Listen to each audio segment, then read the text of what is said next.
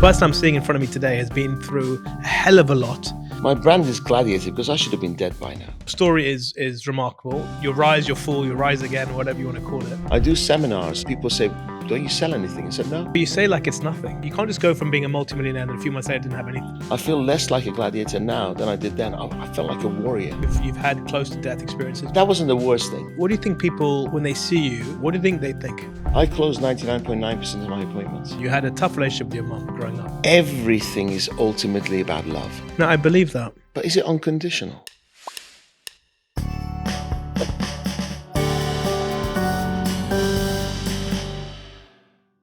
Hello everyone, on today's episode I'm joined by Dariush Soudi. He's an Iranian-British businessman who's built an empire, then lost an empire, then rebuilt the empire, all under the name of being a gladiator.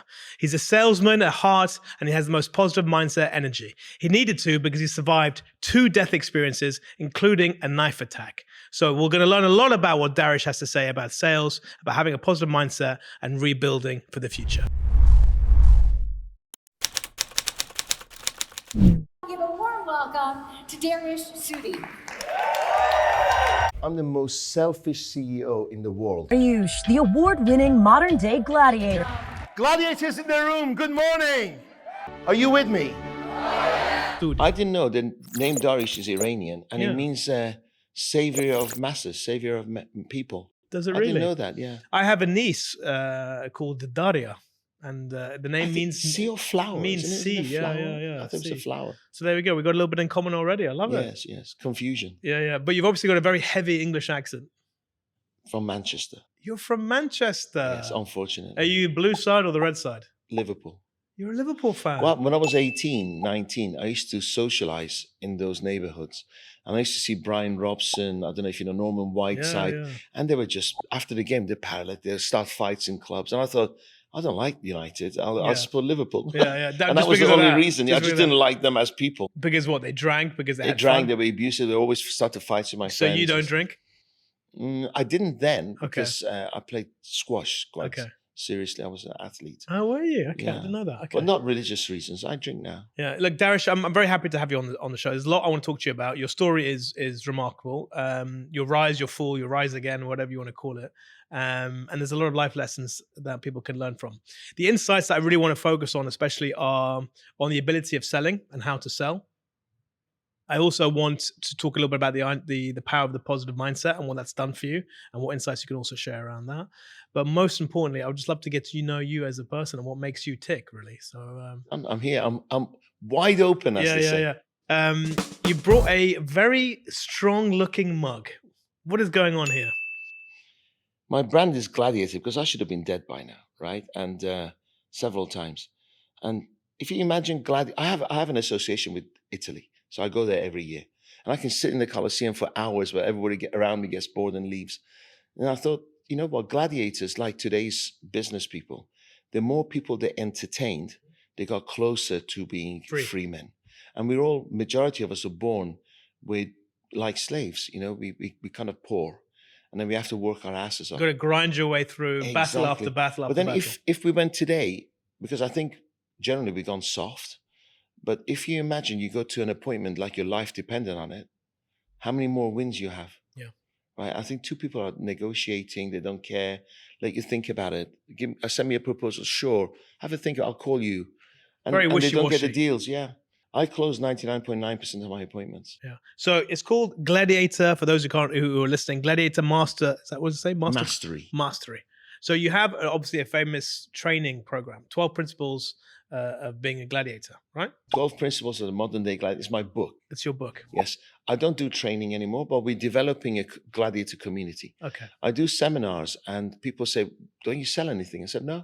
Yeah. So we've never been to a seminar where you don't sell anything.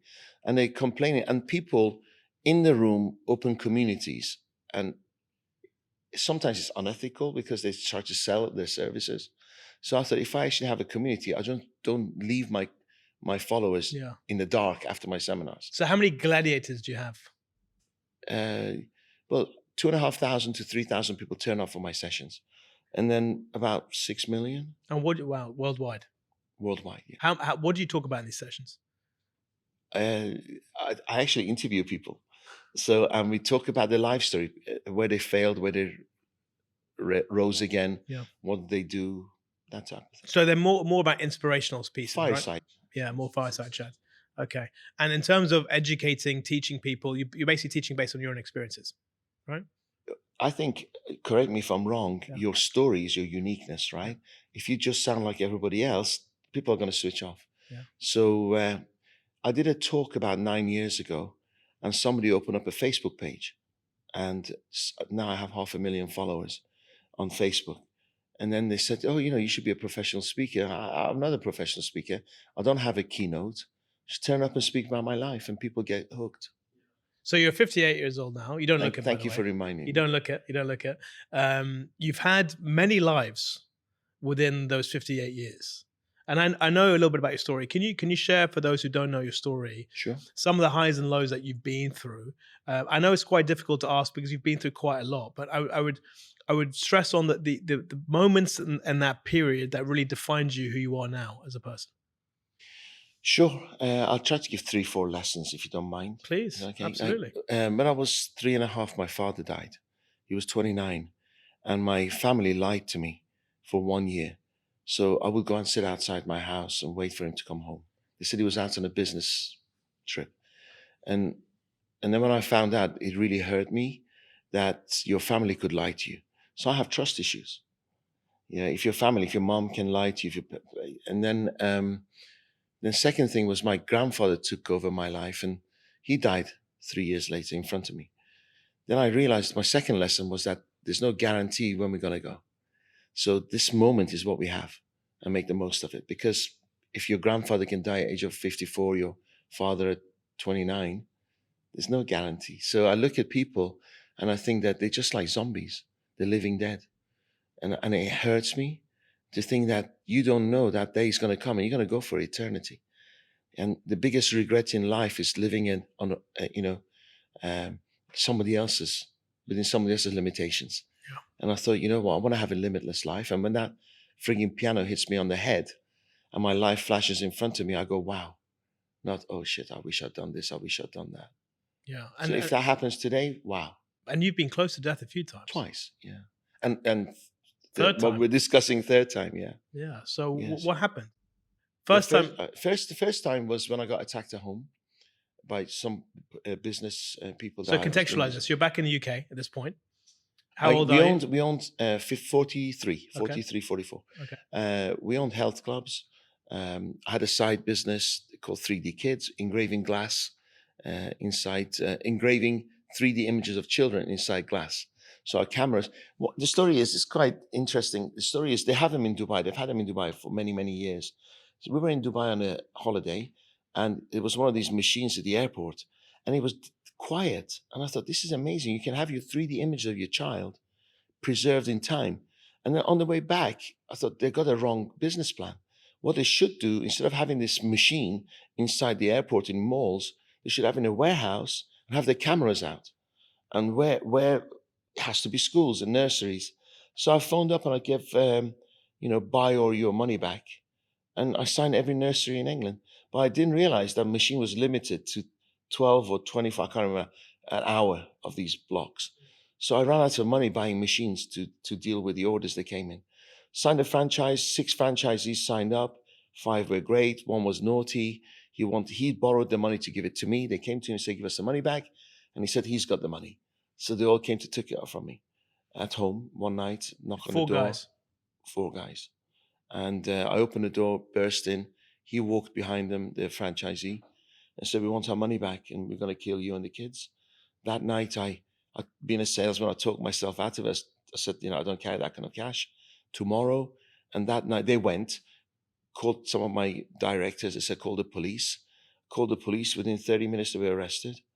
And then I was so scared because I thought, who do they know? So I put my kids on a plane that night and sent them to Dubai. And then a few months, and then I drove to Spain. I had a new partner who happens to be my second wife now. And I drove to her in southern Spain. I had houses in Spain and apartments. So I drove from Manchester to France, Spain in 48 hours. Wow. I was just like... Just running, basically. Yeah, I couldn't believe what just happened to me. Yeah. And then I did some thinking, came back, and I had a heart attack. And I was very honest. And when I was having when they said you're going to die, I was thinking the Wythenshawe Hospital ceiling is not my last view. This is not my time. And I decided that if I was going to live, I was crying then, because I was crying that I was dying alone. I was thinking, what is this? If I'm going to die, I don't want to die alone. But I wasn't afraid of death. It was like, bring it on. Next challenge. See how it goes. And then, so I survived. But I made a decision that 1st or 9th of September, I was going to come to Dubai. And I was very honest. I told buyers of my business. I told everyone, and everybody gazumped me. They said- left you. Huh? The buyers came and gave me 10%. Mm. We did a purchasing agreement. I gave them handed the keys. They were leased, the health clubs, they were leased. So I canceled the lease. So how many businesses did you have at the time? I had 7 health clubs. Okay. And that was your main source of income? Yeah, 35,000 members. Okay. I had money So in you're the a bank. you're a multi-millionaire. Multi-millionaire. Yeah. Yeah. I was in a program actually about a few months before called That's Rich. I was 7 o'clock in ITV Thursday, so prime time. I was with Ricky Hatton and a couple of other people, so I got to know Ricky Hatton. So it was called That's Rich. Ironic, really. Yeah. So, and then 3-4 months later, I have nothing. So wait, what but- the but- buyers paid me 10%. But you say like it's nothing. You can't just go from being a multi-millionaire and then a few months later didn't have anything. I was leveraged. The bank came after me. Yeah. The government came to pay everybody off. The buyers paid me 10%, and they didn't pay me the 90. They had the keys to the buildings. They just sue us. Because I was so honest with them, and I said, look, I'm going because I want to see my kids. They effed me over, basically. Yeah. And then I had one account I had loads of money on. And there was the VAT man came after me for £30,000. And I said to the accountant, pay it. I got a lot of money in the bank. And he said, no, why? It's unfair. They're overcharging you. Let's go and challenge them in court. I didn't know, I've never been to court before, that they put you they write it in the London Gazette. It's a 200-year tradition or something. If the taxman's going to sue you, they put it in the London Gazette. They froze my bank accounts. So I couldn't even trade. So it was not raining, it was pouring. Yeah. Um, So within a time frame of those 4 Few men months. knocking on your door, yeah, about 6 months later, I your was in- kids leaving, 6 Mhm. months later, you're basically bankrupt. I think I wish I'd gone bankrupt because I could have walked away with money. Yeah. I paid everybody off. So then you I didn't came. go bankrupt. So then you came to Dubai, Yes, roughly about 15 years ago. 2009, September 2009. Okay, September 2009, and you didn't have much money in your pocket, I lived in a maid's room for 6 months. and you were using hotel Wi-Fi for free because you couldn't afford it yourself. That wasn't the worst thing. Yeah, Yeah, that wasn't but the worst. That thing. wasn't the worst thing. The Okay. worst thing And you was weren't able to pay for any food because not my diet was 2 coffees and a sugar donut a day. But you know what? I had connection. that's the Manchester in you, by the way. Yeah. Yeah. Do you know, I felt so, I don't know if you've been there, Luca, but I felt so much like a gladiator. I feel less like a gladiator now than I did then. I felt like a warrior. You were stripped of everything back then, right? Yeah, and you were it was down to me your and bare. me and the universe, right? Yeah. The worst was looking at my children, looking at me every day for 6 months. They didn't go to school, and looking at them every day, I had to justify Dad was a loser. And what happened was the people who attacked me, especially the franchisee, he was very good on the internet, so he opened up loads of websites because he had house arrest, so he had time in his hand, and he opened up loads of websites saying I was a pedophile, I don't know, I had 10 wives. Interpol was after me. So I'll meet you. And you go, I like this guy. I can do business with him. You go home, research, and those are horrible. So, So- and then what was happening was my kids were finding these websites. And they said, Dad, there's another one. I was like, God, not that I was fighting battles everywhere. Dariush, this sounds honestly unbelievable. Yeah. So not only are you effectively penniless, you can't afford to put your kids into school. No. Your name, your reputation is completely besmirched. You're not able to actually build a new life because of what's been going on in the UK and what's been written about you. So what the hell's going through your mind? Like how do you honestly? It doesn't sound. This sounds ridiculous to ask, but how could you cope? Like what? I wasn't going to let. I don't know what I would do. Thank you. I wasn't going to let my kids down. That's it. They were my driving force. Mm. I was not going to let my kids down. I decided when my dad died, I was going to be the best dad in the world, and then I had to prove it, right? And then I'll go to clients and say, okay, you don't know, but pay me up front because I need to cover rent, And if if you're not happy with my service, I'll give you a full refund. Never paid nobody asked for a refund. And I was proactive, working 7 days a week. So what was the first start of your rebuild? I did everything. I literally knocked on door on Sheikh Zayed Road, not Sheikh Zayed, Al Wasl Road and Jumeirah Beach Road. And also being in the health industry, I tackled them first because I knew what the pain was. So I'll go in and I say, hey, listen, you got a beautiful clinic, but do you go through this feeling? And they go, yes. I said, maybe I can help you there. Pay me up front. And if you're not happy, I'll give you a full refund. And Kukuna, I don't know if you know them, they were my first client at Al Wasl Road. Okay. So Dr. Sanjay is still a very good friend of mine. Nice. And he had 1 clinic, now he's got 9. So you were banking on your skill basically to get you out. Anything and everything, experience. Yeah. But it's not like it's not the difficulty that you were going through at the time. It's because of what you'd had and what you'd lost. That's the difficulty in all of it. My mindset, I always see the positive. I was like, I'm alive. I could have been dead. Yeah. Right? And the sun shines every day. Yeah. Instead of shithole Manchester where it rains every day, it's dark, it's cold. Before we go any further, by the way, I've just realized I haven't asked you for your safe word. And I want to ask you, if there is a question that you don't want to answer or give too much information. Congratulations is a safe word. That's your safe word. Congratulations. Yeah. Right, okay, I'll bear that in mind. So you then... I apologize if I swear, but that's okay. It's from the heart. I want you to feel as welcome as you can in my house. You had a second heart attack as well. Yes. When did that happen? 4 years ago. Dariush, what the hell, man? What's going on? Yeah, do you know, sometimes I think it's stress. I've got so many beautiful stories to tell you. Like, for about 3 years, I was selling my time as a consultant. And I realized the only way I could earn more money was to increase my prices. Because when you're selling your time, you don't get rich. But there's a ceiling there. Correct. So I thought, you know what? Miracle happened. If you want to know, I'll tell you another time. But a miracle happened. I started a social media company. And that was the Muhammad Ali. Muhammad Ali's story. Yeah. So Muhammad Ali changed my life. So you never met him though, which is the crazy thing. He never showed up. So for those who don't know, you were planning to meet him in the US. I got an invite. Yeah. To go and meet him, and the reason I got an invite because somebody said, if you want to open up a Muhammad Ali Center in Dubai, open up a Facebook page. Yeah. I opened up a Facebook page and I had like 60,000 followers in 2 weeks. And Muhammad Ali heard about it, invited me. Yeah, crazy. When I turned up, he didn't show up.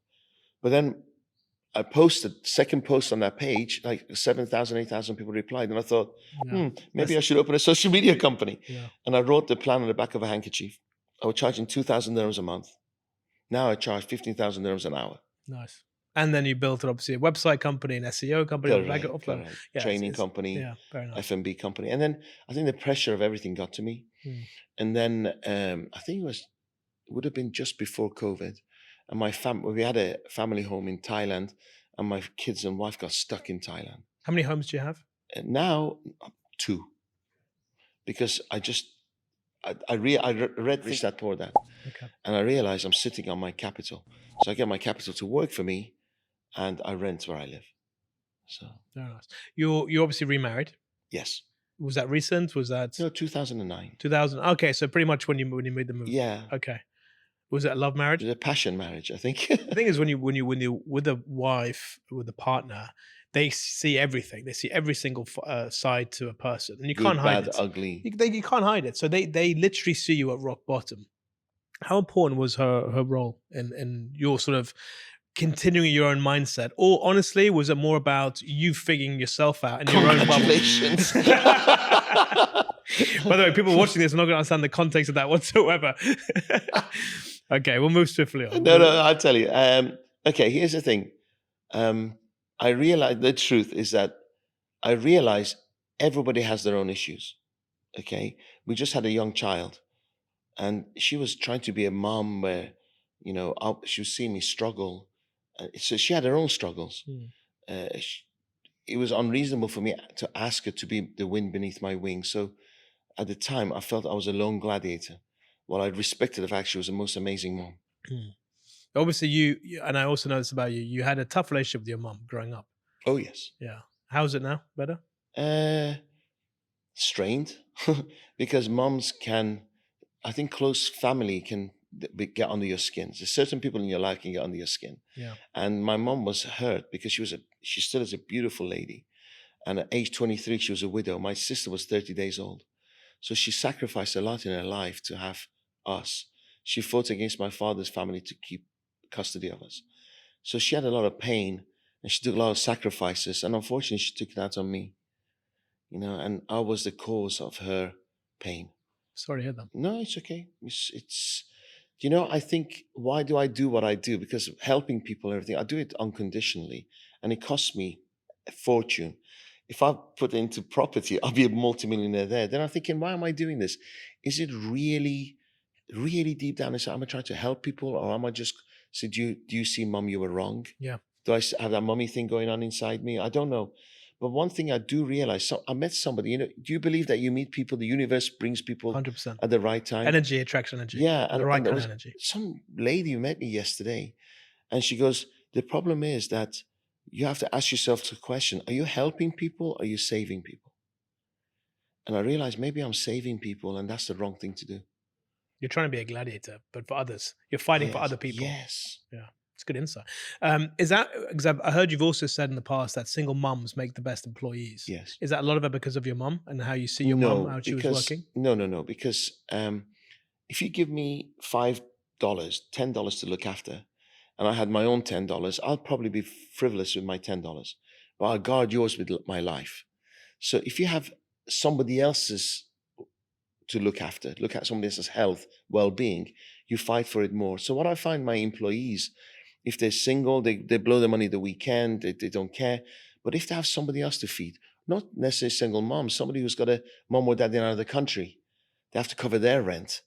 They're more driven. They're having to look after their own rent, their own pocket money. Yeah. Dariush, elephant in the room. What do you think people, when they see you, when they hear you, what do you think they think? When they see me, they think he's going to be aggressive, and they think of me as an alpha male. And then once they know me, they go, "Oh, I was totally wrong. You're actually soft as they come." So I have a dual in business. You don't mess with me. I have a higher standards. I demand urgency. I have clear values. But when you get to know me, I've got a biggest heart. You're all mush under there. Mushy. Yeah. Yes. Which, here's another thing. Do I get hurt? Every day, every week? People steal from me, lie to me, cheat me. But I'd rather die with my heart wide open than a closed heart. How tough are you on your kids? I'm not. I just give them love. And because they're cups full of love, I can't get rid of them. They're always around. Okay. So, what happens? I have philosophies, and one of them is that the reason people get into wrong relationships because they're hoping that somebody else fills their gap in their life, their holes in their life. But if you're full, you look for partners who enhance your life. Right. So they are, thank you God, they are happy in their own skin. They don't have to justify, because I learned from my mistakes. And they have beautiful kids, 4 of them. And my mom says, "You were lucky." I said, "What the hell? This luck's gone. You can't be lucky 4 times." Yeah. Right? So I'm blessed. She's still blessed. Putting you down a little bit. All the time. Yeah. You've never talked to her about it? You've never had that heart-to-heart because conversation? she says, "You're so lucky. You had a beautiful childhood." So that's what she thinks? Yeah. Okay. And then, I wrote the book, came out in November. So I've written a book. So who wants to read your book? Wow. Yeah.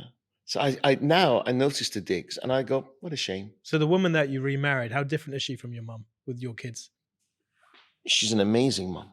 She's an incredible mum, because she has her own challenges with her childhood. So we're lucky in so many different ways. We're very loving, very tactile. So we're all right. What advice would you give to people, maybe not to the extreme that you've had, but who've been used to a certain way of life, used to being comfortable, enjoying the finer things, and all of a sudden they get a nasty shock, whether it's a health issue, whether it's a work issue, and they have to rebuild. What do you think are some of the things that people can tangibly sort of hold on to make them feel like they can overcome? What's the lesson I can learn from this?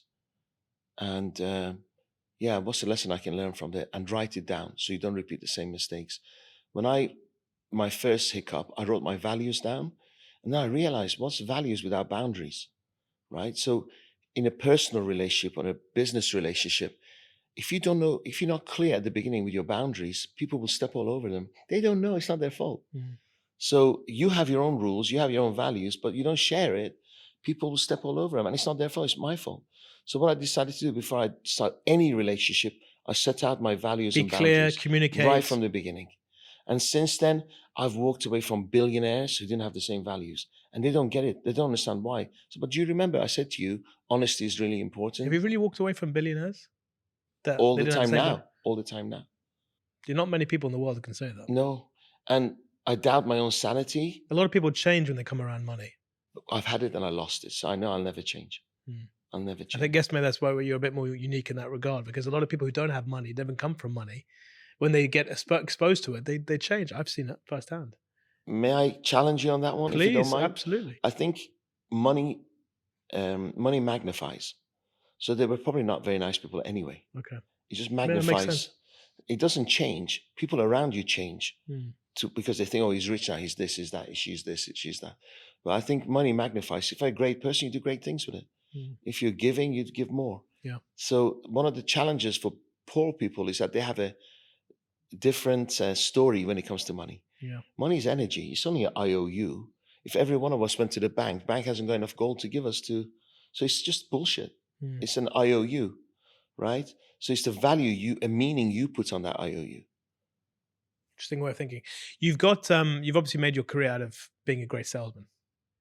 Yes. Right? That is my forte. Yeah, that's your strength. Yes. Do you think selling is for everyone? What do you think? I think there are people that are naturally better at sales because they're more likable. I think likability is such an important tool, and not everyone is likable. Some people are a bit more standoffish. So naturally, based on your own character, traits, you will be more liked. And if you're more liked, you potentially have a better chance of being a better salesman. So there is an imbalance, if you like, with that. I think a lot of sales techniques can be taught. I don't think it doesn't take a rocket scientist to figure out when's the best time to sell, where should you sit at a boardroom, how should you behave, when you're meeting a more senior client, who's the decision maker in the room, things like that, So I've been on that side. I've done the corporate side of things. So, and I used to love that, but I also knew that it was difficult for other people to have that same killer instinct when it comes to getting it across the line. Some people are great at opening, but they're not great at closing. Best salespeople in the world end up just getting it over the line, right? True. So I don't think everyone is on the same level field when it comes to pure talent, but a lot of skills can be transferred. Very true. Yeah, agree. If I may add to Please, you're the expert. Thank you. Well, you're very close to me, so same levels. I commend you for that. So, I think childlike enthusiasm is key. So, when I had no business card, no website, nothing, and people said, "What do you do?" I would say, "I sell aspirin." I said, "Well, what does that mean?" I said, Take away your problems. "I'll take away your headache, Yeah. business headache." So when can we sit down so I can find out what your headache is?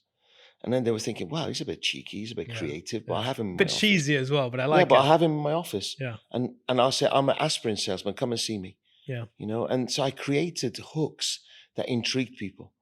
And then the biggest challenge is the moment you say money, people have an association with it. Mm-hmm. The moment you say sales, they think fast talking, secondhand car They're both salesman. negative, by the way. Correct. The perception is both negative. Correct. That's why people stay poor. That's why they can't sell nothing. Yeah. So exactly, like and trustability is everything. And the best ways for somebody to like you is show enthusiasm about their lives. Yeah. Ask great questions. And listen. Actively and listen. Yeah. Because they're giving you the information. Correct. They're giving you literally the blueprint of how to tackle it. But if you come in with an angle, then they're talking about something else. You've done 5 hours of LinkedIn research. You sit in front of them and tell them what the problem is. And the guy's like, "You haven't earned the right to tell me what my So there was a problem is." great pitch done in the UK, I think back in the early 90s. It was for British Rail. It was an agency that went in to pitch for British Rail. Okay. And they went into the building, and British Rail went into the building, and the agency left them in the reception for 30 minutes whilst the agency team was sitting in the boardroom. They eventually go and get the British Rail clients, and they bring them into the boardroom. And the British Rail client's like, "Guys, seriously, what the hell?" The response was, "Now you know how your customers feel." Ooh, ow. Yeah, Ouch. dangerous. But it's got that they've got the finger on the pulse. So you need to have also an element of can I say it, Mhm, balls mhm. in order to also try and get a sale done. Payback They won time. the pitch, man. Yes, yes. So there are different elements to it. I think context is also super important. You pitch to the person at the wrong time with their mental state, what they're going through. If they've just gone through a bereavement, or they've just stay away from them. Don't even go there. So there's a lot of context that also gets missed out as salespeople, and they play the numbers game. It's like kind of like spray and pray. Sales is a numbers game. Yeah. The thing is, if somebody's got bereavement, I would still call them. Would you really? Yes, I would. And I say, here's the thing. To be successful in business, you need certainty and you need empathy. So if you call somebody who's got who just had bereavement and you got too much empathy, they'll walk all over you. Mm. You say, I'm so sorry to hear that. Let me help you take some pain away from your life. So you Mate, yes, that's balls right there. I mean, I could never do that. Because you got too much empathy. Yeah. So what happens? I go, I'm really sorry to hear that, but I'm here to take away your pain. Yeah. What's the hardest sell you've had to do so far? The hardest sell is when you're selling to billionaires who have no pain. So I just walk away. Yeah. And often they go ahead with somebody is the wrong decision. So you're targeting customers based on a certain balance between I don't target pain. anymore. People come to me. Yeah, but in general, and in the past, it was that kind of, you were looking at potential clients as people who had enough empathy, but also at the same time had a real business challenge. No, as a salesman, I was the one who had the balance of empathy, and because you need certainty to close. Yeah. You need empathy to understand. Yeah. But not go down their pain route with them. Don't sit there holding the hand crying, oh, I know, Okay. I was through this. Yeah. No, they look to you to save their problem. Okay. So through listening, the most common things is that rejection is common in everything. Whether I sold ships, and I don't know one end of the ship from another. Yeah. I don't know. I know this story. $36 million worth of ships. Yeah. And I don't know anything about ships. I sold, I worked for Sheikh Mohammed's consultancy office, selling government things. Yeah. Don't know anything about that. Yeah. So as long as you know that the buying trait and the internal dialogue of a buyer is the same, whether it's a pen or a ship, you can deal with it. How many times have you had in your career people ask you, oh, sell me this pen? How many times has that happened? A lot? I just laugh. Yeah. It's lots of bullshit, yes. Yeah. However, what's his name? The guy who was in a movie, Wolf of Wall Street. Yeah, Leo DiCaprio. No, the real guy. Oh. He's the closest to me. I heard him speak, and he's the closest to me. Is it really? I was listening to him thinking, wow, he really understands sales.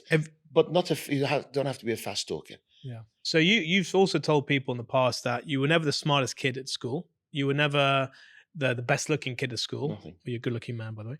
You were never the most charming necessarily. Somehow I like you even more right now. Yeah. It's the teeth. Yeah. But you were one of those people that would work the hardest, right? Always. And the graft. So how much of an element is graft when it comes to that process of selling versus intuition, emotion, and practicality? Everything is hard work, because even you're selling dong, some idiot out there will buy your dong.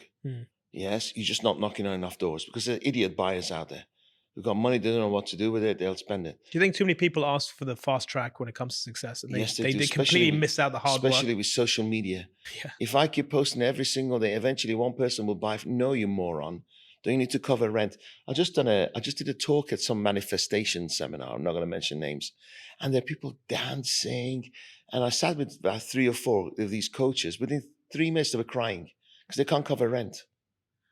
They got all the certificates to be coaches, but they can't cover rent. Yeah. Because they don't understand, as a business, you need to earn money. You need to value your services. You need to value your experience. If you can't value it, you're always going to be skinned, but you're going to be dancing penniless. Yeah. Should we, this is the part where you take over the show. Okay. You're a host. You've done this many, many times. It's now going to be your show, Dariush. So please take the bag. Let's open up the questions that are in the bag and we'll read them out and we'll talk about them. I didn't know this was coming. Yeah, mate. It's all about curveballs on the inside track. Hey guys, it's me again. Do you get worried about giving a speech or, being on a podcast or being someone that's been told to present in front of their client or even to their boss? A lot of people have anxiety when it comes to public speaking. In fact, 74% of every one of us is terrified about the idea of standing in front of other people and trying to convince them of something. The good news is there's a lot of people that can help. In fact, I've launched my own training program, which I'm calling Master Pitch, which combines my 20 years of corporate background running big businesses, dealing with clients, as well as my own personal passion point of presenting in front of large audiences or being on camera, or in fact, even being on the inside track. So if you want to improve things like your tone, your pace, your storytelling narrative, and how to structure it properly, as well as to understand your audience better and to drive real impact, I'm sure I can help you out. Whether individual level or at a corporate level, my Master Pitch training program can definitely make you a better public speaker. So drop me an email at info@lucaallam.com or check out my website, lucaallam.com, if you want to find out more information and more details. Right, let's get back to the show. Entrepreneurial mindset. Time for change or change with time. So if you have an entrepreneurial mindset, is it time for change or does that change over time? Change is the biggest, the most constant thing in your life is change. Mm-hmm. Right? So welcome change because it's got to happen. So I'd rather be a speedboat heading towards the iceberg than a Titanic. So rather than, okay, so you'd rather take the first one, which is, read it out again, just so.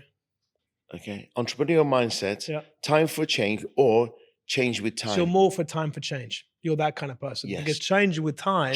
Yeah. Today, you have to change constantly. So keep pivoting. If you're flying from DXP to New York, 99.999% of the time you're off track. Yeah. And you just got to keep changing. And how important is time to you as a commodity? Time is the most expensive commodity. You never get it back.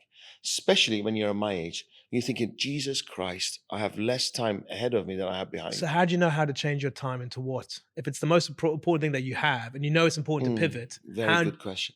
I think a lot of people are people pleasers. They're love buyers. So they give their time away. And I've been there for free. And they soak up people's negative energy. Learning to say no is really, really important. You think, is this going to, just like the same hunger I had 15 years ago, now I'm a bit more comfortable financially. Sometimes I let go and I spend time with people who energy leeches. So learning to constantly say no, keep on that track. And because what happens, the moment you get comfortable, you go sideways. Instead of ending up in New York, you end up in Brazil somewhere. Yeah. You think, what am I doing Not here? the worst place. Yeah. I've never been to South America. Yeah. Mexico is the nearest. Yeah, so you're actually exactly the same as me. I've never been to South America other than Mexico. But it's on my bucket list. Yeah. Right, that was an easy question. Let's do another one. We've got 8, my friend. We've got 8. Pulling all of them out. Yeah, absolutely. Oh my God, I'm being so selective. Absolutely. Okay, here we go. Likeability as a character trait. Innate or teachable? So what does innate mean? Innate is about you're born with it. It comes from within. Oh, teachable. Can you teach someone to be likable? Yes. Really? Because if you peel away their onion skins, end of the day, we're all looking for love. But I asked you the question about with the elephant in the room. How do people see you? And you said they see me as aggressive, as this or that. At first, because people judge you by your cover. Yeah. But then the moment they get to know me, they go, "Wow." They might not hate me. Yeah. Hate. Because I could trigger things they don't like about themselves. So you could teach anyone to be likable. Anyone. As long as their issues is not so deep rooted that I need 6 months to. By that time I get bored and say, it's your life, mess it up. But if they come to me and somewhere along the way, fully given to trust me, yes. Could you make Piers Morgan likable? His ego won't allow it. So that's why I was saying anyone. His ego won't allow it. Yeah. Because the narrative is so negative, it's horrible. Cringeworthy. But I watch it. But when you get people coming doing courses or wanting to learn more, and you're seeing them, they're not taking notes down, or they're losers don't take notes. Yeah, but the educated people don't sit. Yeah. They stand there cross arms. The richer the people, the more notes they take. They're more humble, I guess. They're more humble they are. The lesser you have, sometimes you can be you have more of an ego. You know why? Because now I'm getting passionate. Because what they're thinking is they give themselves a bullshit excuse for failing. It's Dubai. It's time of the year. It's Donald Trump. It's the Ukraine war. It's Gaza. They're giving excess, so they fight for that reason. Instead of saying, hang on a second, reality is more Ferraris than ever before. There's more Lamborghinis than ever before. So some other people are earning money right now. What's my excuse? But because they're given I say we're all beautiful jams, and they give jam jar a label, and they fight for that jam jar. And ironically, because they're victims, if you had them in a gladiatorial ring, they'll die. You destroy them. And in those days, there was always at the gate, there was somebody with a hammer. That if you were pretending, they hammer your head and kill you. So you couldn't get away with it. People trying to fake their own death. Absolutely. So now everybody's faking Jeffrey Epstein. Yeah, well, Did he fake his own death? Is he alive No. still? Someone told me they no, spotted no, him. they- They they- spotted him in Beirut a couple No, of, no, no, couple no, of no. months He, ago. he yeah. was he Yeah. was murdered by the top people. 100%. Okay. So you can teach likability, but there are some instances like Piers I Morgan. don't that have you the can't. patience for over. Ego repulses me. Yeah. So with him, I'll probably end up hitting him a few times. Who's the biggest ego that you've met so far? Grant Cardone? I don't mind saying it. Who is that? He's a property billionaire. Salespeople know him like Okay. crazy. Okay. I gave him a gift, and he said, "Thanks very much." We didn't connect, and when I was going deep in my podcast, he said, "Don't psychoanalyze me." He was just a front, Yeah. and he was trying to leave to go to his next appointment. I introduced him to some billionaires. He took their contacts. We gave him some very expensive gifts among some really expensive whiskey. I flew to Greece that night, and I had a feeling that he was not authentic. And I couldn't sleep because what he said was to me was, as long as I win. And I couldn't sleep for 2 nights. And I was thinking, what's the problem with that sentence? And I thought, with me, it's as long as you win, I win. Yeah. I want win-win. 100%. To him was lose-win. I'll give you an insight from me. When I have a guest in that chair, the more comfortable that they feel, the better that they are, and then everyone wins. Yes. You're right. So Yes. And if you believe in abundance, everybody could win. So I'm all about abundance. So that would bother me. And then what happened was I phoned up my office when I landed in Athens. I said to my son, go to the Hotel Four Seasons, take the gift picture to Lost and Found. Say, did this guy leave it behind? He left all our gift behind. What happened was, as he came to see me, he's a busy guy. Yeah. And as being grateful, we filmed him, everything, but he left it in a hotel room. And I said, typical. interesting. You learn a lot. What was interesting, I learned a couple of things, that his world's falling apart. He's being sued by a lot of people. He's 10x Health is being sued for 100 million. It's open for $100 million, but not one word of negativity or fear crossed his lips. It was all about more, bigger. And another thing was running a business. I picked up on the conversation was, when something happens in my business, I'll go in and take care of it. But he hires 5 staff to take care of it. I like that. And since then, I've implemented that in my business, and my business kicked off, taking off more. Yeah, because you bottleneck yourself as well. Yes. Yeah. Because you're always fighting fires. Yeah, and that you're playing the role literally the savior. Remember we talked about being a Correct, savior. When correct. you play the role of the savior, you don't allow others to become the heroes Correct. themselves. And you So limit I them. thank him for that experience. At the same time, I didn't sleep. There was another one called Andy Elliott. He's a salesman. He wears his short 6-pack. He gets his team have to get up on stage and take the shirts off. He says, you never succeed unless you have a 6-pack. What? I had an event. Oh yeah, Andy Elliott. And then he's got court rules, all sorts of things okay. against him. But what happened was, I had an event. I invited him to speak on my stage, and I was going to pay for his flight. I found out he had another event a week before, never told me. But he wanted me to pay for his trip. So I said, you're not speaking on my event. And how do you choose people to speak at your events? From everybody from the heart. Because my audience feels it. If you train, if you rehearse, and you do it from the head and your hand movements, they don't connect. Yeah. And I don't sell anything. I love that. Pretty cool. It's real. Yeah. How would you negotiate and sell to AI machines? Yeah. So you've been used to selling Yes. to humans your entire life. Yes. We're getting into a world now where machines starting to sell to machines, AI starting to sell to AI. How would you, as Dariush, sell to an AI? I probably couldn't. I need to change the way I sell, because mine is all about emotions and feelings. If a machine doesn't have emotion and feelings, it's a set of equations. And if I probably won't be like the fastest, richest, best looking, I'll fall in that category of AI will say, don't hire Mr. Average, right? Most of my clients buy from me and they don't know why. I just get this feeling that you'll take a bullet for me. I'll take a feeling that you'll be proactive. Do you tell them that you've had close to death experiences before? Not or not necessarily. No. Okay, so you don't lean on your own personal. No. They feel it. Everybody feels something.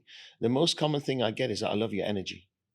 They can't put their finger on it. So I love you. So I haven't spoken to you. So, but you were 12 rows ahead. I just like your energy. I'm like, if that's my gift, let's work on it. It's a great gift. Yeah. Yeah, it's tough. And I think the world is now moving increasingly. The phones are always listening, right? They're always listening to what you want and what's going on. And, the Series of the world, the Alexas are going to be starting to make purchases automatically. If your fridge is running low on milk, it will know that and it'll start to purchase on your behalf.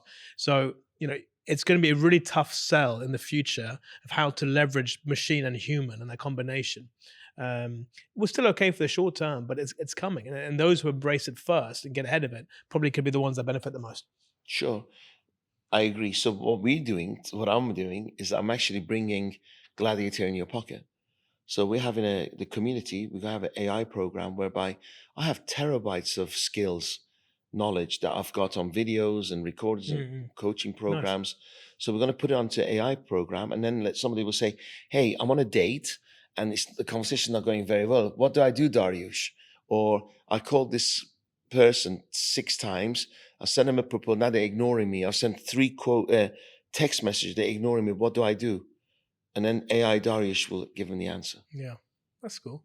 So I'm going to join the club. So you're basically it's going to be your voice recorded. Yes, that's my awesome. avatar. Yeah. My wife has got on her AI interface, she's got a British guy in his 20s. Yeah. The London slang. All right, love, how can I help? It's like that. She's obsessed with it. So she's trying to basically perfect She obsessed with it, or she's obsessed with him? No, with his accent. With his accent. So she's trying to perfect the English, the London accent, the Cockney accent because of that. God, you listen to her off camera. It's something to behold. Right, next ball. On that note. Yeah, sorry. Yeah, no worries. Okay. Want to roll, my friend? Got a few more. Okay. Yeah. I like this. Investment hat. Calculated risk or uncalculated certainty? But now put your investment hat on. Calculated risk. Always. Every time. My threshold for uncertainty is huge. So I do, like for instance, last 6 months, I made 50% of my investments because I took massive risk based on certain calculations in my head. But so when different things, I own 20,000 trees in Georgia, olive trees. I own 20,000 olive trees in Georgia. I didn't even know they had olive trees in Georgia. Exactly. It's such fertile land, and it's like Ukraine. And people think it's Spain, Italy, Greece, but then with the climate changing, they're struggling. So what happens is... How did that come into your inbox? I saw them, I did a presentation, and I saw them do a presentation. And I thought, that's interesting. And trees, olive trees last 200 years. So you name me an investment that for your 10 generations, they have an income. So I'm breaking 48% a year now. Man, and the I'm trees going to buy me bigger. some trees in Georgia. You can buy one. Hook me you up. Can buy one. So and you buy a little tree, and over time it gets more. Yeah. And the price of olive oil has doubled last year. Turkey is a massive they have a consumption of olive oil and olives. So all my olives are sold out the year ahead. And I'm guessing you can underplay the pricing because it's not the premiumness of Italy or Spain. Exactly. So you can be quite price competitive. Every tree has got a GPS chip on it, so I can even monitor where they are and have a look at them. Yeah, it's amazing. How did we get onto this, by the way? What was it? How did we get onto investments? Investments. So you've got random investments. Yeah. The biggest problem is that people still want to touch and feel their investments. They're buying property, and they go, "Hang on a second. Inflation's running at 19%. You're getting 4-5% returns. Who's winning? You're losing." Right? So invest in alternative. It's like when Bitcoin had 105,000, some of my clients made $1 billion. Amazing. But don't buy Trump coins, right? So make calculated decisions. So the uncertainty aspect, where does that come from? Total self-belief that I can make money. If I lose everything today, I've done it. I can make money tomorrow. So what's the big deal? Track record. I like the upside. Yeah. At the same time, I don't fear the Is there an downside. ego thing in there as well? Confidence. Not ego? Ego drives it, but not arrogance. Okay. You need ego to have certainty, but not arrogance. A lot of investors, when they make the decisions, they always look at the person as well that they're investing in or the company. How important is that to you? You're absolutely right. I don't invest in startups anymore. Okay. I buy existing businesses. Okay. So at the startup, you don't want to go through the pain. I've done 40 years of pain of startups. So I'd rather somebody else has gone through the pain, I buy it. Yeah. I invest into it. Yeah, I'm with you. Okay. Thank you. Finish your own Gladiator line. My name is Dariush Soudi. Okay, so let me put this into context. The movie Gladiator, I'm sure you've watched it hundreds of times, right? Yes. Russell Crowe. Yes. He looks into the camera and he says, I'm Maximus Decimus Meridius, husband to a murdered wife, father to a murdered husband, blah, blah, blah. I will have my vengeance in this world or the next. And there's bits I'm missing out. What would be your line, right? Okay. As a gladiator, right? Okay. And ideally, we're going to have some fun with this. You look into that camera, right? And you say, my name is Dariush Soudi, just like Russell Crowe did in I know the Gladiator. answer, Amazing. but I'm going to ask you something. What was the movie Gladiator about? The subliminal messaging or the actual just Both. I mean, the movie was about a guy who was going to be a commander and basically the number 2 in the Roman Empire. He was then superseded, and there was a big coup against him, and he had to start from scratch. And his family was killed, and he had to work That's his the way script. up. Yeah, he had to work But his what way was up. the message of the movie? What is it about? What is the movie about? Overcoming difficulties, overcoming challenges. No, it's a love story. He had to die to be reconnected with his loved ones. Interesting take. You know, it's Ridley Scott said it. Okay, I never thought about that. That's why I say it, because not many people heard that. Ridley Scott said Gladiator is a love story. He loses his family and he has to die to get reconnected again. Interesting, isn't it? It is. So he said to the camera, Dariush Soudi, despite all the pain, he loved unconditionally. And when he died, thousands of people turned up at his funeral. Oh, it's a bit morbid, but I like No, it. I like it. we all die, Yeah, right? yeah. It's legacy, isn't it? You leave a legacy. 100%. You getting emotional? I can feel it, because you got emotional. I'm getting emotional. I connected because it's our children is a legacy to leave behind. I went to Iran 20 years ago, and 30 odd people turned up to see me. I was like, "Who are they?" So they're here to thank you for your grandfather. He changed their lives, and I thought, "Wow, that's what I want to do." Yeah, beautiful. That's really Yeah. nice. And my name Soudi means inclining, helping, and my name Dariush is helping. So I thought, if I can just, 10 generations down, they look at some of my material, they go, maybe I should keep on the straight and narrow. Right. Next time you watch Gladiator and Russell Crowe says that line, just Yes. remember this moment. Of course, That I you'll will. put your face now on that, and you'll be saying that. Have you seen? I should have brought a copy of my book. It's in the car. My face is in a helmet on my book. I've seen on it my online. book. I've seen you it. have, yeah. I give you a copy. How would you sell Luca's inside track to investors? Oh, now you said you could sell anything, right? So what's your sales pitch for this show to investors? When you say investors, what do you mean by investors? And advertisers, clients, or whatever the case is. So people who want to be part of the show, want to invest in the show, want to advertise on the show. Sure. What would be your sales pitch? I would say the biggest podcast on the world is Joe Rogan. So I would say the reason. You look a bit like him, by the way. Yeah, and Dana White and Mr. Wonderful. Mr. Wonderful. You know Shark Tank? Yeah. Yeah, I get mistaken for him. Really? Okay. Yeah. I went to Google and they all thought I was him in San Francisco. Okay. So what I would say is that I would associate with the best in the world. And the reason Joe Rogan is so successful is because he's got likability to the max. And people get hooked and watch it for hours on end. That's what you get with Lucas. Love it. Yes, people don't click and click off. Love they it. stay. Beautiful. Couldn't have said it better myself. That was a fun question. Right, let's crack on. Yeah. We should have about... I trademarked that one. So if you ever use it, I have to charge you. All right. I don't mind. These jokes can't be that good because I can't hear your team laughing. So forget it. I'll try different techniques. Energy attracts money, or money energizes attraction. Does energy attract money? If you have a positive mindset, yes, right, it energy attracts a lot of attracts money. You can. Yeah. But also money can energize attraction as well. Because when you have it, you can bring in. So money buys you freedom. So the more money you have, the more choices you have. So if I have one choice, I'm a slave to my circumstances. That's not the question. Mm-hmm. Energy brings money. Energy brings money. But then you have to have an energy of abundance. See, what happened was last year, this is true. Last year, I advised investors to up to $35 million to invest. Maybe 200 people. How many of them do you think came back to me and said, Dariush, thanks, I invested? None? One. Okay.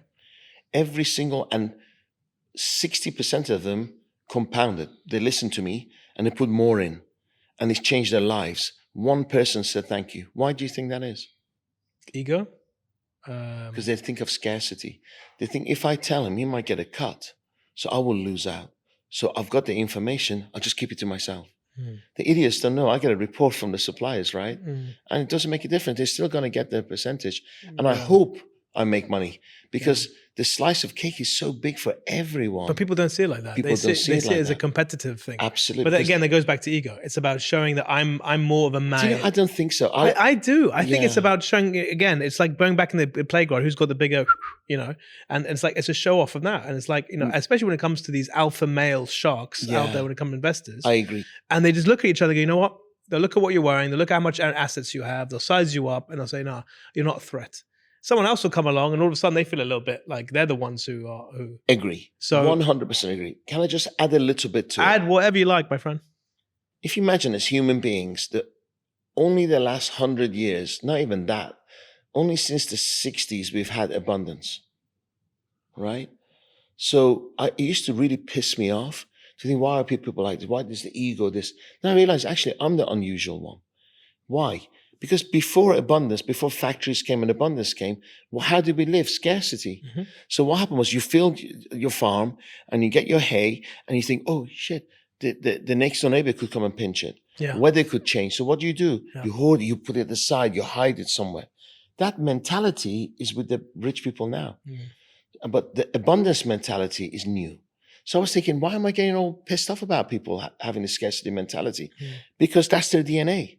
I'm the unusual one. I'm the abnormal one. Yeah. Then you kind of like live with it easier. Does that make sense? Yeah.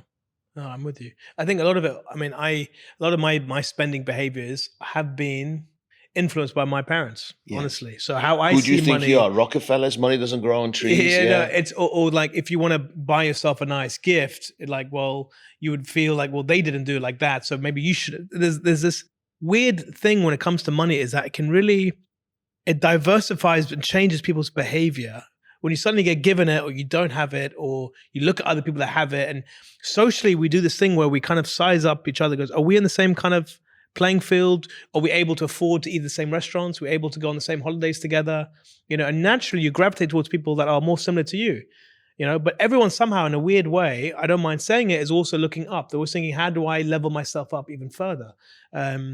And money does that to people, and I don't like it, but it happens. Most people like to hang around people who are below them What, to feel better? to feel better. So then Makes there's the them ego feel- thing.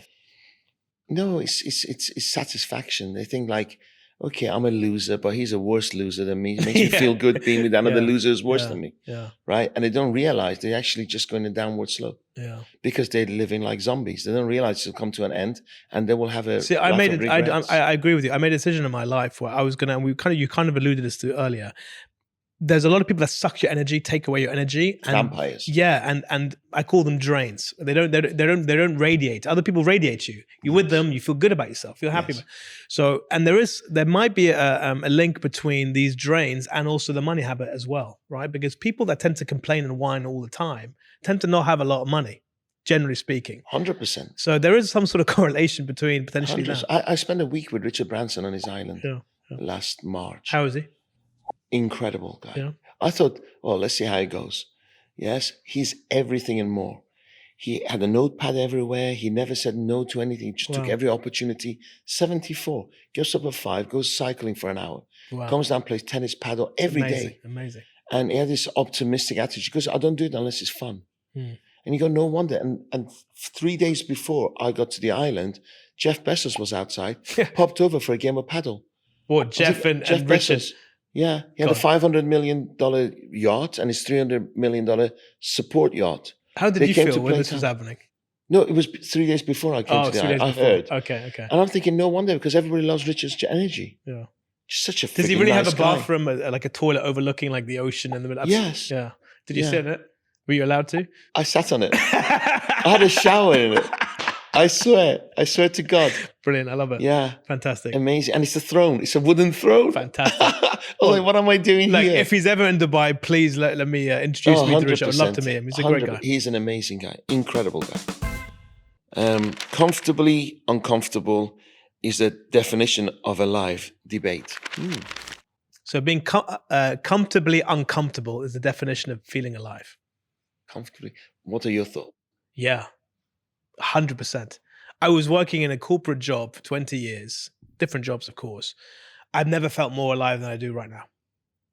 And I have no idea what tomorrow's going to look like or the day after that. It's that uncertainty that's making me feel alive. May I? My personal I experience. think, no, I agree with you. I just like putting it different because I like to think I'm some kind of philosopher. Yeah. You know what philosophy stands for? Philosophy. Educate me. Love of knowledge. So I'm a overthinker. I think about everything. So what was the question? Uncomfortable. Okay. How can you be comfortable being uncomfortable? It's a conflict. It's like a paradox. So what I say, what you need to say is like, I need to go through discomfort for growth, right? I don't like discomfort. I don't like ice baths. But when you're comfortable, I don't like ice baths, No, right? not many but it's people. really good for you. Yeah. So you have to go through discomfort for you to grow, but you shouldn't like it. Yeah. But that's Okay? when you feel alive, ironically, is when you're in that ice bath. You Yeah, don't it's like when it. I had nothing. You're out of your comfort zone. When I had nothing, I felt alive, Yeah. right? Because if you have the uncertainty, you're not in a comfortable But state. I wasn't enjoying it. You're not, but that's when you felt most alive. But you feel, and raw. yes, correct. But it's not comfort, right? So that's when you're uncomfortable, it's when you feel most alive. Exactly the point. Yet, Yeah. you're not comfortable being No, uncomfortable. yeah. And that's for me that would you rather live, if I told you now your life is going to be like this for the next 10 years, doing the same thing, right? You might like that, but you might think, you know what, going back to an earlier point. I've died. Yeah. No, you're not going to die. No, you die. I know. Your soul dies. Yes. But if I tell you that in the next 10 years, you're going to pivot 5 different times, right? You have no idea if that's good or bad. You would probably take that because you'd have that sensation of feeling alive. If you have total self-confidence that every single day you're doing the right thing, you have certainty in the universe that it's going to be frigging amazing. Yeah. It's going to be, this journey is going to be amazing, whether it ends next month or 10 years. Yeah. Because you're doing the right things. If you continue doing the right things, don't allow noise or distraction to put you off, your path's great. Just make sure you don't take a long path like mine. Yeah. Make it from A to B as short as possible. Okay. Read my book. I will do. I'm going to get it from the car now. To your listeners, I'm saying. yeah. Last thing that we do on the show is I give you a white ball. Nothing on it. There's no question. You can say what you like or you can ask what you like. Power's yours. Only one? Okay, I'd like to ask you anyway. You can ask one or you can say anything that you like.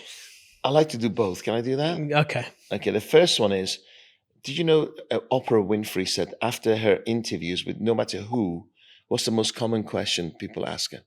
Tom Cruise, whoever. What was he like? What was she like? They would say, how was I? So Tom Cruise would ask ask Winfrey, Oprah. how was I? So my question to you is, how was I? First of all, I will answer. Is that really? Is that what? Yes. Everybody is insecure in some form or way. Yeah. No, I believe that.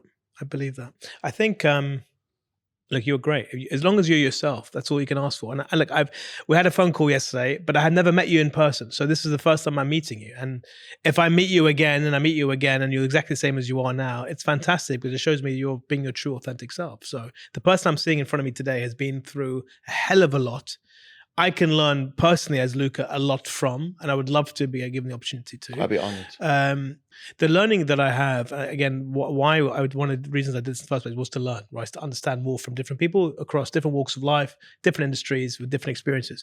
What I've learned from you is the unshakable belief and conviction in your own graft, in wanting to that you're good at something, and no matter whatever happens, you're going to back yourself, and you're going to know that you're enough. Whatever comes your way, you'll be able to handle it based on your track record and also based on the fact that the future doesn't scare you. You embrace it. You can't wait for it to happen in a way. So, and not a lot of people have that. A lot of people are sometimes living in the present or most in the past, right? You don't, because you're enjoying the moment because you know that in the future will take care of itself because of who you are as a person and what you've been through. That's what I love. Wow. Cool? Does that answer you? So many good points. Thank you for that. You're absolutely right. I think never forget your past, but don't live in it. Yeah. If I forget my past, then I'm stupid. I'll make the same mistakes again. When I speak to my mom, she triggers, but I have control, right? So never forget your past, but don't live in it. Yeah. That's what I would say. 100%. So, my say, everything is ultimately about love. Everything is about love.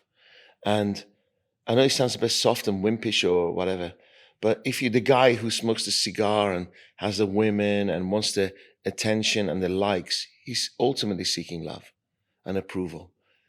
Donald Trump, or I should not say whatever, he's seeking love. Ultimately, if you're breaking down everything, it's about love. And that's the most appealing thing in humans. And too many people safeguard the emotions of love because they don't want to get hurt. And do you know what the most powerful love in the world is? A mother's love for her child. Wow. That's the irony of all of this. We've gone full circle. Yes. That's the most powerful and purest form of love. Mother for child. Yeah. But is it unconditional? It is. It should be. For how long? It should be. I mean, I'm not a mum. I don't know. But No, just thinking how long. I'm thinking, I guess I think human beings are the longest that the mother looks after the child. Any other animal on the planet is months and they let the child go. Get out, exactly. Fend for yourself. So I think at one point it becomes conditional. Yeah. Because the hardest thing with a parent, you have children. Two beautiful boys. So I have 3 boys. So the hardest thing is letting them go. Yeah. That's the hardest thing. And thinking, right, they're going to be okay. Inshallah. So that's unconditional. Conditional is that you want the bag to feed you. And I've unconditionally liked this conversation, my friend. Oh, it's been great having you on, Dariush. You're a stand-up guy. You're also a Liverpool fan. I am as well. So our season, we have that. All our stars are aligned. Let's not jinx. Let's not jinx anything. But all our stars. If we don't win it this season, we don't deserve anything. By the time this episode gets aired, we'll see where we are. But things are looking good so far. But look, it's been a real pleasure having you on. Pleasure. You're a great guy. I think I could learn a lot from you. Like I said already. Honored. Thank you for being on the show, and we'll stay in touch. All right. I honor you. I salute you. I salute you. Thank you very Remember much. that line. Guys, if you like the episode, please like, please subscribe, and please share. This is Luca's Inside Track. Thanks for watching.